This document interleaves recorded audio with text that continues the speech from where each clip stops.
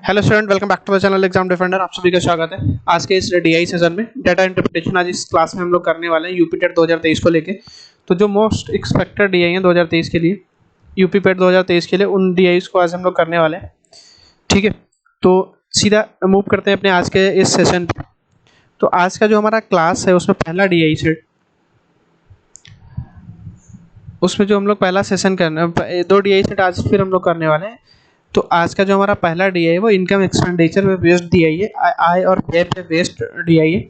तो और देखते हैं कि इसमें क्या क्या अभी हमें दे रखा है। तो सबसे पहले डेटा की बात करते हैं। दिया गया ग्राफ पिछले कुछ वर्षों में दो कंपनियों का लाभ प्रतिशत दर्शाता है। ठीक, लाभ का प्रतिशत क्या करता है, दर्शाता है। कौन से ईयर है? 2010 है, 2011, 12, 13, 14 और 15, ये 6 सालों में दो कंपनियां ए और बी का डेटा दिखाता है। ठीक है, का लाभ का प्रतिशत दिखाता है। जैसे अगर हम बात करें यहाँ पे, तो 2010 में कंपनी ए का लाभ, मतलब ब्लू वाली लाइन जो है वो कितना है, ये कंपनी ए का लाभ है। और ये जो आपकी ऑरेंज वाली लाइन है वो कंपनी वी का लाभ है। अलग अलग सालों में दोनों कंपनियों का। ठीक है, जैसे 2010 में ए का लाभ कितना है, 30%, और वी का लाभ कितना है, 40%। ऐसे 2015 में ए का लाभ कितना है, 60%, और बी का लाभ कितना है, 50%। तो ये हमारा अलग अलग सालों में अलग अलग दोनों कंपनियों का लाभ दे रखा है। इसके बाद एक चीज यहाँ पे दे रखी है, लाभ बराबर आय माइनस व्यय। ठीक, यहाँ पे मैं इसको एक बार इसको समझ लीजिएगा। उसके बाद में क्या है, उसके बाद में इसको क्या करते हैं, अपन स्टार्ट करेंगे। तो लाभ बराबर क्या होता है, यहाँ पे जो दे रखा है वो आय माइनस व्यय, व्यय। ठीक, और ये लाभ प्रतिशत दे रखा है। तो लाभ की अगर हम बात करें, देखो इसको हम इन चीज़ों को क्या करें, हम किसी चीज़ से रिलेट कर लें। तो रिलेट कैसे कर लें, जैसे अगर हम अभी चलते हैं अपने किस टॉपिक में, प्रॉफिट एंड लॉस वाले टॉपिक में, वहाँ पे भी लाभ होता है ना। तो लाभ बराबर क्या होता है, विक्रय मूल्य माइनस क्रय मूल्य, एसपी माइनस सीपी लिख दे रहा हूँ उसको। ठीक, विक्रय मूल्य माइनस क्रय मूल्य। तो विक्रय मूल्य यहाँ पे आय को दर्शाता है और क्रय मूल्य यहाँ को व्यय को दर्शाता है। तो इसमें हम क्या करते थे, हमेशा इसको कितना मानते थे, 100% क्रय मूल्य को। तो इसमें हम क्या करेंगे, इसमें हम व्यय को कितना मान लेंगे, इसमें हमेशा व्यय को परसेंटेज की अगर हम बात करें तो 100% मान लेंगे। ओके, और जैसे अगर हमारे पास जो लाभ प्रतिशत होता है, प्रॉफिट परसेंट होता है किसमें, प्रॉफिट एंड लॉस में। प्रॉफिट परसेंट क्या होता है, प्रॉफिट परसेंट बराबर प्रॉफिट बटे सीपी इंटू 100। यहाँ पे भी वही है लाभ, जैसे यहाँ पे लाभ लिया तो यहाँ पे भी लाभ है। यहाँ पे व्यय है, व्यय को हम सीपी लिखते हैं तो व्यय बटे सीपी इंटू 100। ठीक, बटे व्यय इंटू 100। तो हम क्या करेंगे, इस चीज को थोड़ा और आसान बनाने के लिए हम इस डीआई के लिए हम क्या करते हैं, जो हमारा दे रखा है, क्या हमारा हमारा 3 टर्म इसमें दे रखा है। एक हमारा दे रखा है लाभ, ठीक, एक हमारा दे रखा है व्यय, और एक हमारा दे रखा है आय। ठीक, तो लाभ तो एज इट इज लाभ ही रखेंगे, मतलब प्रॉफिट। आय मतलब क्रय मूल्य सीपी, सॉरी व्यय मतलब क्रय मूल्य सीपी, और आय मतलब विक्रय मूल्य एसपी। इस चीज को हम इससे रिलेट करेंगे तो देखो ना हमारे क्वेश्चन कितने आसान हो जाएंगे। देखो, जब प्रॉफिट सीपी 100% हो, उससे 20% का प्रॉफिट हो, तो एसपी कितना हो जाता है, 120% हो जाता है। जैसे कोई भी चीज़ आप 100 रुपये की लाए, उससे तो 20 का लाभ कमा रहे हो, तो बेचोगे तो 120 की ना। यहाँ पे भी वही है, कोई भी चीज़ आपकी 100 रुपये का, किसी भी चीज़ पर आप 100 रुपये खर्च करते हो, उससे 20 रुपये का लाभ कमाते हो, तो तुम्हारा आय कितना हो जाता है, 120। तो इन चीज़ों को हमें ऐसे ही रिलेट करना है।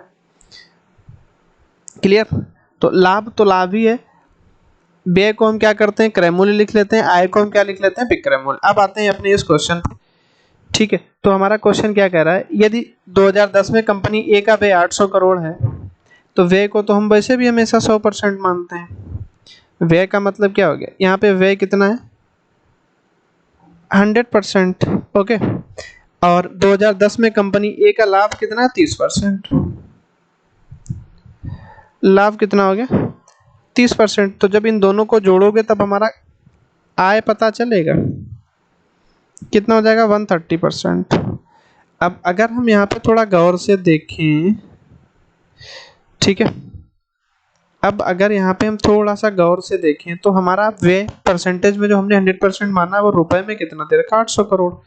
तो 100% की वैल्यू कितनी हो गई भैया, 800 करोड़। 800 करोड़।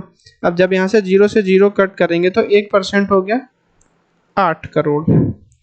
तो 130% की जब वैल्यू हमको निकालनी है, 130 इंटू 8, तो 13 8 कितना हो गया, 104 और 10, तो 10,040 करोड़ हो गया आपका इस क्वेश्चन का राइट आंसर। ठीक, now move to the next question. अब हम चलते हैं अपने अगले क्वेश्चन की तरफ। अगला क्वेश्चन हमसे क्या कह रहे हैं, अगला क्वेश्चन कह रहा है, देखो आपको अगर एक बार डीआई वाला समझ आ गया तो इसमें क्वेश्चन बहुत आसान रहने वाले हैं। मैं फिर ये चीज़ को आपको क्या कर रहा हूँ, फिर एक चीज़ मैं बोल रहा हूँ कि अगर एक चीज़ आपको ये डीआई समझ आ गया तो इसके क्वेश्चन बहुत आसान हो जाएंगे आपके लिए। अब ऐसे ही देखो, अगर हम बात करें इस वाले क्वेश्चन की, तो ये क्वेश्चन क्या कह रहा है, यदि 2014 में कंपनी वी की आय 600 करोड़ है तो उसमें खर्च कितना है, मतलब व्यय कितना है। ठीक, तो एक तो 2014 ये रहा, कंपनी वी ये रहा, 35% का लाभ है, 35, तो हमारा व्यय होगा कुछ लाभ होगा, और जब ये दोनों ऐड होंगे तब हमारा क्या हो जाएगा, आय। तो लाभ हमें दे रखा है कितना, 35, ठीक है, और इसको तो हम 100 मानते ही हैं, तो ये टोटल कितना हो गया, आय कितनी होगी टोटल, 135%। और यही आय आपकी कितने रुपए दे रखी है, 600 करोड़। तो 135% की जो वैल्यू है वो कितनी हो जाएगी, 600 करोड़। हमें निकालना क्या है, लाभ, सॉरी आय निकालनी, तो आय कितनी, 100%। तो जब हम 100% की वैल्यू निकालते हैं तो 600 बटे 135, 1% हो गया, 100% निकालना, 100 से गुणा कर दो, ये हो गया आपका 27, 20 5 से कट किया, 5 से कट किया 20 बार, तो जो तुम्हारा व्यय हो गया वो कितना हो गया, 6 दूनी 12,000 बटे 27 करोड़। ओके, तो 27 इससे कट करो, 27 दूना 54, 54 दूना 108, मतलब 4 बार में चला गया। ऐसा हर ऑप्शन में 4 4 4 दिख रहा है, कुछ क्लियर नहीं है। 108 बार चला गया, बचा 12, फिर 120 हो गया, फिर 4 बार जाएगा। जैसे हमने 2 बार 4 देखा, सिर्फ एक ही ऑप्शन में आया, वही हमने टिक कर दिया, यही है हमारा आंसर। कट करके देख लो वही आएगा, क्योंकि फिर 120 बचेगा, फिर 12 बचेगा, फिर एक 0 लगाओगे, फिर 4 बार जाएगा, फिर 12 बचेगा, फिर पॉइंट लगाओगे, फिर ऐसे ही चलता रहेगा ये। ठीक, तो इस क्वेश्चन का राइट आंसर कितना हो गया, 444.44 करोड़। ठीक है, अगला क्वेश्चन, अगला क्वेश्चन हमसे क्या कह रहे हैं, यदि 2011 में दो कंपनियों की आय बराबर है, देखो आय बराबर है, ओके, आय में क्या करते हैं, जब क्रय मूल्य में हम लाभ जोड़ देते हैं, मतलब क्रय मूल्य नहीं, मतलब व्यय में जब हम लाभ जोड़ते हैं, देखो यहाँ से अगर हम निकालेंगे तो लाभ, आय को अगर हम इधर ले आए तो लाभ प्लस व्यय बराबर क्या हो जाएगा, आय हो जाएगी। तो आय में हम क्या करते हैं, लाभ निकाल देते, लाभ जोड़ देते हैं या उतना परसेंट बढ़ा देते हैं। ठीक, तो एक हमारे पास कौन है, एक है ए और एक कौन है, वी। 2011 की बात कर रहा है, तो 2011 में इसका आय हम मान लेते हैं, ए की कितनी थी, ए, और वी की कितनी थी, वी। कौन सा है, 2011। तो ए में कितने परसेंट का लाभ है, 30% का, तो 100 से बढ़ के कितना हो जाएगा, 130%। ये अब ए की आय बन गई है, वी का व्यय कितना है, वी, और इसमें 35% का लाभ हो रहा है, तो इसका 135 इसकी बन जाएगी आय। अब ये दोनों बराबर है तो इसलिए इनको कर दो बराबर। ठीक है, यहाँ पे क्या हुआ, अभी यहाँ पे 100 से 100 कट गया, तो a बटे b, मतलब a अनुपात v कितना आ गया, 135 बटे 130। अब अगर हमने इसको 27 से 5 से कट किया तो ये 27 हो गया, ये 26 हो गया, तो a अनुपात v हमारा कितना आ रहा है, 27 अनुपात 26, मतलब सॉरी 26 अनुपात 27 नहीं, 27 अनुपात 26, मतलब ऑप्शन डी। ठीक, एक बार आपको डीआई समझ आ गई, बहुत इंटरेस्टिंग डीआई है, बहुत सिंपल डीआई है, इससे सिंपल डीआई नहीं होगी कोई भी, क्योंकि इसमें बहुत छोटे क्वेश्चन आते हैं। अगला क्वेश्चन, अगला क्वेश्चन हमसे क्या कह रहे हैं, 2012 और 2015 तक कंपनी वी के लाभ प्रतिशत में कितने प्रतिशत की वृद्धि हुई। देखो लाभ में अगर वो पूछ लेता तो इस क्वेश्चन का आंसर हम नहीं दे सकते थे, क्योंकि जब हमें उसका व्यय नहीं पता है तो उसका लाभ हम कैसे निकाल सकते हैं। लेकिन उसने पूछा क्या है, लाभ का जो प्रतिशत है, जैसे 2012 की बात करें तो 2012 में कौन सा बी कितना है 30%, और 2015 की बात करें तो बी कितना है 50%। ये प्रतिशत का पूछ रहा है कितने प्रतिशत की वृद्धि हुई है। ठीक, तो एक है हमारे पास 2012 और एक है हमारे पास 2015। ठीक है, तो 2012 की अगर हम बात करेंगे तो 2012 में उसको 30% का क्या हो रहा है लाभ प्रतिशत, और 2015 में कितना लाभ प्रतिशत है 50%। तो इसके प्रतिशत में देखेंगे कि कितने प्रतिशत की कितनी वृद्धि हुई है। तो इसके प्रतिशत में अगर आप ध्यान से देखें तो कितने प्रतिशत की वृद्धि शो कर रही है, 30 से 50 हो रहा है, मतलब 20 बढ़ रहा है। ठीक, तो प्रतिशत वृद्धि कितने की हो रही है 20, कितने से 30 से इंटू 100%। तो 0 से 0 खत्म, ये हो गया आपका 200/3%। तो अगर इसको कट करेंगे तो 66.66 ऐसे कटता रहेगा, 66.66% की क्या हो रही है वृद्धि हो रही है। तो option C is the right answer for this question. ठीक है, आंसर सी इसका क्या हो गया, राइट हो गया। अब चलते हैं अपने अगले क्वेश्चन की तरफ। अगला क्वेश्चन हमसे क्या कह रहा है, यदि 2015 में दोनों कंपनियों का व्यय बराबर है, मतलब उनका खर्च क्या है बराबर है। तो एक तो हो गया 2015। ठीक, इसमें आपकी दो कंपनियां थी, एक ए थी और एक क्या थी वी थी। इसमें ये व्यय होगा इनका कुछ, फिर कुछ लाभ होगा, और जब ये दोनों ऐड होंगे तब इनको क्या मिलेगा, आय इनका टोटल होगा। ठीक है, तो जब इनकी आय बराबर है तो दोनों को हम मान लेते हैं कि 100 इसकी थी और 100 किसकी थी, इसकी थी। अब फिर चलते हैं 2015, ये रहा 15। इसमें ए में कितने परसेंट का लाभ है, 60% का। तो इसमें 100 का 60% 60 ही होगा। कंपनी बी में कितने का लाभ है 50% का, 100 का 50% 50 ही होगा। और जब यहाँ से अगर हम देखें, जब लाभ में व्यय जोड़ते हैं तब हमको क्या मिलेगा, आय। तो लाभ और व्यय जोड़ दो तो आय हो गई 160, यहाँ पे हो गई 150। इन्हीं का हमें अनुपात बताना है, तो 0 से 0 कर दिया खत्म, 16:15 इस क्वेश्चन का क्या हो गया राइट आंसर। तो option C is the right answer for this question. ठीक, तो इस क्वेश्चन के लिए आपका राइट आंसर कितना हो जाएगा, 16:15। ओके, अब चलते हैं अपने दूसरे डीआई की तरफ। आज का ये हमारा सेकेंड डीआई सेट है। ठीक है, आज का हमारा ये सेकेंड डीआई सेट है, एक टेबुलर डीआई और एक कौन सा है, एक आपका line graph income expenditure based. काफ़ी अच्छा टॉपिक है ये। ठीक है, आइए पिछली डीआई आपको प्रॉपर समझ आई होगी। अब चलते हैं अपने अगले क्वेश्चन की तरफ। तो इस सेशन को यहाँ से क्या कीजिएगा, शेयर कर दीजिएगा, और जिन लोगों ने वीडियो को लाइक नहीं किया वो लाइक कर दें। एग्जाम डिफेंडर, ठीक है, एग्जाम डिफेंडर यूट्यूब चैनल। ऐसे ही आपको देखो, अब मैं यूट्यूब पेड का एग्जाम हो जाएगा, उसके बाद में एसएससी जीडी का जो भी प्रीवियस ईयर पेपर हैं, जो जैसे पिछले अगर हम लास्ट ईयर की बात करें 2023 में, तो अप्रॉक्स 70 to 80 सेट हैं जो प्रीवियस ईयर में पूछे गए हैं। ठीक, तो जो लोग एसएससी जीडी की तैयारी कर रहे हैं, ठीक है, तो उनकी तैयारी को बेहतर बनाने के लिए हम सोच रहे हैं कि अभी प्रीवियस ईयर पेपर को क्या करते हैं, डेली एक पेपर हम लोग सॉल्व करेंगे, और प्रैक्टिस के लिए आपको अलग से एक पेपर मिलेगा। ओके, तो चलिए, आई होप कि सभी लोगों ने इस चैनल को सब्सक्राइब कर लिया होगा, वीडियो को लाइक कर दिया होगा, और इस चैनल को ज़्यादा से ज़्यादा शेयर कर दिया होगा। ठीक है, तो अब चलते हैं अपने इस क्वेश्चन की तरफ। ठीक है, और समझते हैं एक बार इसको कि ये क्या है। ठीक, तो देखो, निम्नलिखित तालिका चार्ट का ध्यानपूर्वक अध्ययन करें और आगे दिए गए प्रश्नों को सॉल्व करें। ये सारे हर क्वेश्चन में आपको ये डायरेक्शन मिलेगा, लेकिन मेन डायरेक्शन आपका ये वाला होता है। ठीक है, ये जो दिख रहा है मेन डायरेक्शन आपका ये होता है, इसको पढ़ना जरूरी है। उसको नहीं भी पढ़ेंगे तब भी कोई दिक्कत नहीं, बट एक बार नजर डालना है। इसमें क्या कह रहा है, परिवहन में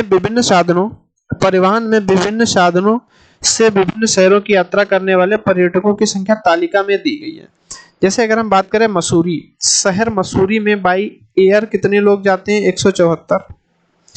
ठीक है, बाई बाइक कितने जाते हैं, 191। ट्रेन से जाते हैं 188, 178, 92 जाते हैं कार से। तो प्रत्येक शहर में ये सब का डिस्ट्रीब्यूशन अलग अलग है कि कितने लोग कार से जाते हैं, कितने बाइक से जाते हैं, कितने बस से जाते हैं और कितने जाते हैं आपके कार से। ठीक, तो किसी भी शहर की अगर कुल संख्या जोड़नी हो तो हम इन सबको जोड़ लेंगे भाई, जितने हमारे पास टाइप है उन सबको जोड़ लेंगे। तो ये किसी भी शहर का हमें कुल संख्या बतानी हो कि कुल कितने पर्यटक आए तो हम इनको काउंट कर लेंगे, यहाँ से आपको टोटल मिल जाएगा। और किसी टाइप का हमें कुल जोड़ना हो, जैसे हमसे ये पूछ ले कि बाई एयर कितने लोग हैं, तो हम इसको क्या करेंगे, हम इसको जोड़ लेंगे। किसी का भी ट्रेन का पूछेगा तो इन सबको जोड़ लेंगे, कुल इतने हो गए। ठीक है, तो आई होप आपको ये डेटा क्लियर है। आपके 6 शहर हैं अलग अलग, मसूरी, जयपुर, दिल्ली, उदयपुर, नासिक और ग्वालियर। और इसमें by air, by bike, by train, by bus, by car इतने इतने लोग जाते हैं, उन सब का डेटा 5 अलग अलग वाहन है आपके और 6 अलग शहर हैं। ठीक है, आई होप आपको ये चीज़, ये डायग्राम क्लियर होगा। तो अब हम मूव करते हैं अपने पहले क्वेश्चन की तरफ। ठीक है, इस डीआई का ये पहला क्वेश्चन है।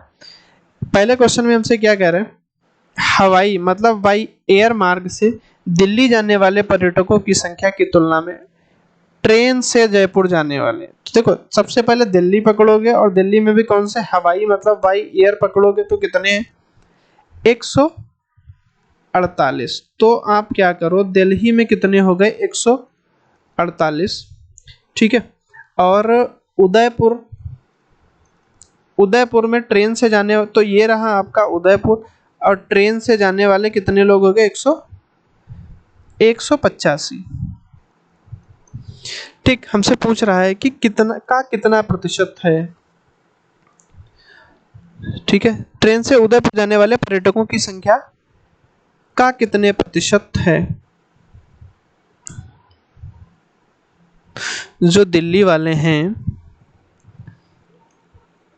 ठीक है, दिल्ली हवाई मार्ग से जाने वाले पर्यटकों की तुलना में, तुलना किससे कर रहा है, दिल्ली वाले से। ठीक, तो ये आपको क्या दिख रहा है, ये ज़्यादा है या ज़्यादा कम का मतलब ही नहीं, वो पूछ रहा है कि प्रतिशत पूछ रहा है किसका, उदयपुर का, किससे, दिल्ली से।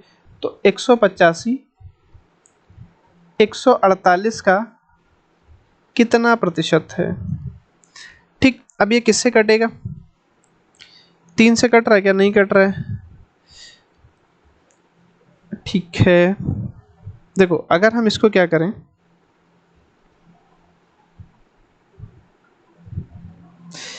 इसको हम 2 से तो काट ही सकते हैं, 2 से काटेंगे तो कितनी बार जाएगा, 74। ठीक, और 2 से काटेंगे तो इतनी कितनी बार जाएगा, 75। 3 पचे 15, 7 पचे 35, 37 पंचे कितना होता है, 185 और 37 दूना 74। 2 से इसको कट करेंगे तो ये कितनी बार जाएगा, 25 बार। तो 25 पंचे कितना हो गया, उदयपुर वाले 125% है किसका, दिल्ली वालों का। तो option A is the right answer. ठीक है, अगला पूछ रहा है, अगला क्वेश्चन क्या कह रहा है, हवाई मतलब एयर से यात्रा करने वाले पर्यटकों की औसत संख्या, बस से यात्रा करने वाले पर्यटकों की औसत संख्या के बीच अंतर। ठीक है, तो एक तो हमें बाई एयर वाला निकालना है और एक बाई बस वाला। औसत कब निकलेगा, जब इनका योग निकलेगा। ठीक है, जब इनका योग निकलेगा तो औसत निकाल के माइनस कर दो, या इनका योग का डिफरेंस ले लो, बाद में औसत निकाल दो। क्योंकि 6 शहर हैं, इनको जोड़ोगे 6 से भाग करोगे इसका औसत मिल जाएगा, इन बस वालों को जोड़ोगे 6 से भाग करोगे इनका औसत मिल जाएगा। बट यहाँ पे हमें 6 से भाग 2 बार करना पड़ेगा, तो हम क्या करेंगे, इन दोनों का अंतर ले लेंगे, बाद में 6 से भाग कर लेंगे, वो एक ही बात है हमारे लिए। तो इसको जरा हम कैलकुलेट कर लेते हैं अभी। 4 2 6 8, 8 6 14, 8 8 16 4 20 2 22, 3 25 और 4 29, 7 2 9, 9 8 17, 17 4 21, 4 25 8 33, 33 और 7 33 और 7 आपका कितना हो गया, 40। 4 1 5, 5 1 6, 6 1 7, 8 9 और 1 10। 1009 हो गए आपके कौन से, एयर वाले मतलब हवाई वाले। और अब देख लेते हैं बस वाले हमारे पास कितने हैं। तो बस वाले हो गए 8 2 10 3 13 2 15 5 20 और 8 28। हासिल कितना 2, 7 2 9, 9 7 16, 16 6 22, 22 4 26, 26 5 31, 31 और 5 36। हासिल कितना 3, 3 1 4, 4 1 5, 5 1 6, 6 1 7, 8 और 1 9। 968। ठीक, तो इनका अब हम एक बार अंतर ले लें, फिर 6 से भाग कर दें। तो 1000, देखो हम कितना 68 से कितना कम है, ये 1000 से कितना कम है, 968, 32, सॉरी हाँ 32 और 9, डिफरेंस इनका कितना आ गया 41। ठीक, और डिफरेंस का हम क्या ले लेंगे, जब हमें एवरेज डिफरेंस का एवरेज निकालना है तो कितने शहर थे, 6 शहर थे, तो 41/6, तो 6 सतह 42 जाएगा नहीं, 6 छंग 36, बचा कितना 5, 6 अट्ठे 48, बचा कितना 2, 6 3 18, तो 6.83% आपका ऑप्शन कौन सा हो गया, ऑप्शन वी। ठीक है, अगला क्वेश्चन हमारा क्या कह रहे हैं, देखो आज का जो सेशन है इसमें 2 ही DI सेट करेंगे, तो आपका 20 से 25 मिनट का, 25 से 30 मिनट का मोस्ट हार्डली, बहुत ज़्यादा से ज़्यादा आपका 30 मिनट का सेशन जाने वाला है, तो आप आसानी से इसको कर सकते हैं। जिन लोग का पास टाइम कम है तो शॉर्ट टाइम में बहुत बड़े बड़े सेशन अभी नहीं करवा रहा हूँ। ठीक है, तो अभी ये क्वेश्चन क्या है, कार से जयपुर जाने वाले, तुरंत लिख लो भैया, जयपुर वाले कहाँ पे हैं, कार वाले, तो ये रहा जयपुर और ये रही कार, कितने हैं 180, और बस से नासिक जाने वाले पर्यटकों की संख्या पर संबंधित अनुपात, तो नासिक ये रहे और नासिक से बस से कौन जा रहा है 155, तो ये हो गया आपका नासिक। ठीक है, नासिक भी कहाँ पे, बस वाले, तो ये कितने 155। ठीक है, अब इसको हम क्या करेंगे, कट करेंगे, 5 से दोनों कट रहे हैं, 5 6 3 15, 5 6 30, 5 3 15, 5 1 5, इससे ज्यादा कटेगा नहीं, तो 36:31 ऑप्शन सी, 36:31 ऑप्शन सी। अब चलते हैं अपने अगले क्वेश्चन की तरफ। ठीक है, 5वां क्वेश्चन है SDI का, आई होप लास्ट क्वेश्चन होगा ये इस सेशन का, देख लेते हैं। सभी वाहनों से मसूरी और ग्वालियर जाने वाले पर्यटकों की कुल संख्या के बीच अंतर कितना है, तो सबको जोड़ लो, उनका डिफरेंस दिखा दो।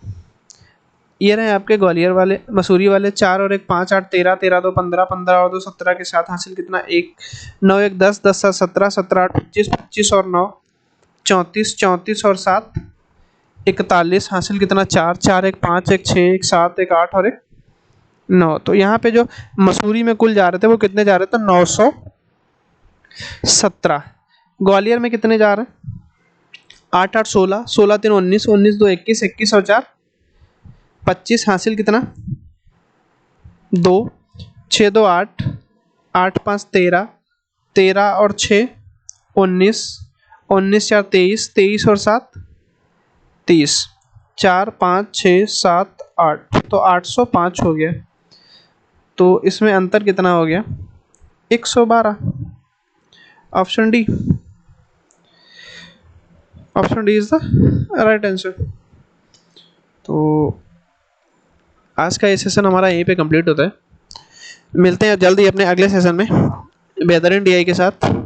ठीक, जिन लोगों ने पिछले वीडियोस नहीं देखे उनका लिंक में, प्लेलिस्ट का लिंक मैं अहवाल पे यहाँ पे भी दे दूंगा, उस पर आप टाइप करके सीधा मूव कर सकते हैं प्लेलिस्ट में। ठीक, वीडियो के डिस्क्रिप्शन में भी मैं प्लेलिस्ट का लिंक ऐड कर दूंगा, वहाँ से जाके देख लें। और हमारा जो टॉपिक वाइज चल रहा है उसमें भी हमने रेशियो, परसेंटेज और प्रॉफिट एंड लॉस हमने स्टार्ट किया, उसका वीडियो भी नहीं डाला है, तो प्रॉफिट एंड लॉस का पार्ट 1 पड़ा है, उसको भी हम 3 पार्ट में कवर करने वाले हैं। परसेंटेज को हमने 3 पार्ट में कवर किया, रेशियो को 2 पार्ट में कवर किया, एक बार जाके देखिए, अच्छा सा कंटेंट वहाँ पर फ्रेम करके हमने बनाया। तो आज जो हमारा DI का सेशन था वो यहीं पे हम इसको एंड करते हैं। ठीक है, तो जिन लोगों ने अभी तक चैनल को सब्सक्राइब नहीं किया है सब्सक्राइब कर लें भैया, प्लीज़ इसको क्या करें, सब्सक्राइब कर लें, वीडियो को शेयर कर दें। ठीक, बेल आइकन को प्रेस कर लेंगे जिससे जो भी अपकमिंग वीडियोज़ हो उन सबका नोटिफिकेशन आप सब तक पहुंचता रहे। आपकी जो भी क्वेरी है उसको आप क्या करोगे, कमेंट बॉक्स में कमेंट कर दो। ठीक, मैं उस पर जो भी आपका जो भी डिमांड है उस पर काम करूँगा। ठीक है, वो चीज़ें आपके लिए लेकर आऊँगा जिस चीज़ की आपको रिक्वायरमेंट है। ठीक है, तो जिन लोगों ने अभी तक चैनल को शेयर नहीं किया शेयर कर दें, लाइक कर दें, सब्सक्राइब कर लें और बेल आइकन को प्रेस कर लें जिससे जो भी अपकमिंग वीडियोज़ हो सबका नोटिफिकेशन आप सब तक पहुंचता रहे। थैंक यू सो मच, मिलते हैं कल अपने अगले सेशन में, तब तक के लिए बाय बाय, टेक केयर।